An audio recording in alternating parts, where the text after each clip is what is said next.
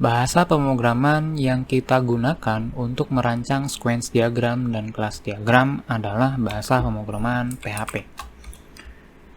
Nah, versi yang digunakan adalah versi 7, sekian ketika video ini dibuat. Kemudian, versi PHP 7, sekian itu sudah mendukung OOP, yaitu Object Oriented Programming. Kemudian kita kerucutkan lagi menjadi MVC, menjadi konsep MVC. Nah, OOP itu adalah sebuah model pemrograman di mana dia akan membuat objek-objek, kemudian di dalam objek tersebut diberikan sebuah function-function atau kelas-kelas yang berhubungan dengan dirinya sendiri atau berhubungan dengan objek lain. Nah, lalu MVC itu dia OOP, cuma MVC itu masing-masing objek itu dibagi sesuai dengan fungsinya masing-masing.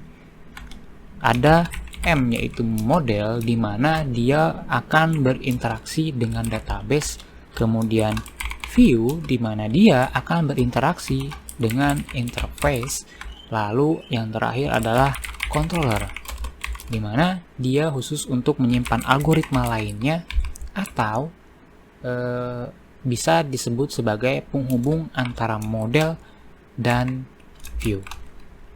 Itulah MVC.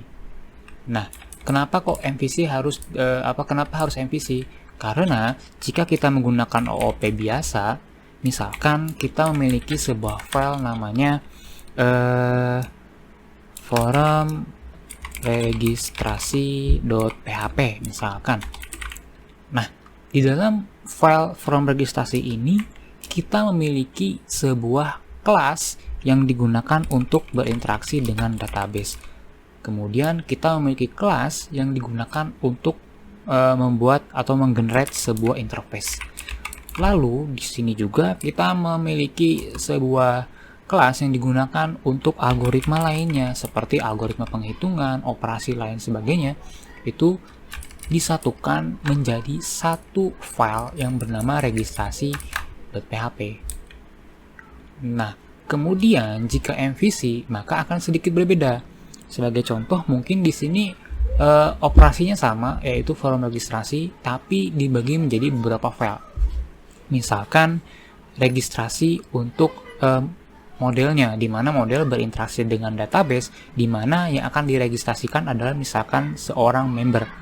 Maka di sini kita memiliki model member.php, kemudian ada file yang bernama view